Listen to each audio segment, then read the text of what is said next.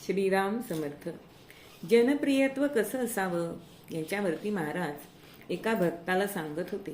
कारण त्या भक्ताने विचारलं की महाराज, अहो एखादा नीट वागला नाही ना तर फार राग येतो आणि तो दाबला तर अस्वस्थता वाढते, मग काय करायचं?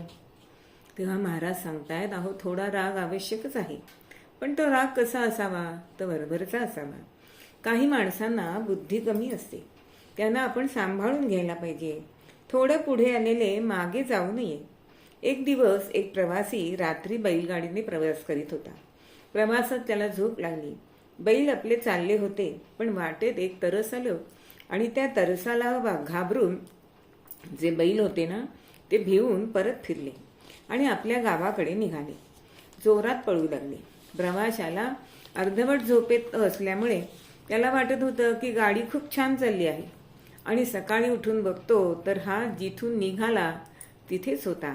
तो परत आला. असं काही होऊ देऊ नये. आपली साधनावर निष्ठा असावी.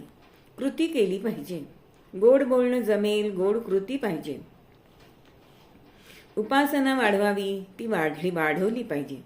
काही विशेष त्रास होत असला तरी तो आनंदाने आपण त्याच्यामध्ये बिघाड घालू देऊ नये.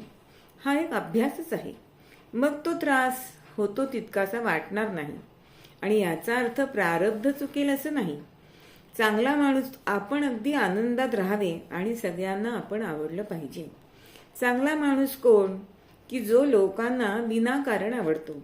म्हणजे हा मुद्दाम कोणाला काही देत नाही, दुसऱ्याच्या म्हणण्याला हो म्हणत नाही, तरीही तो आवडतो.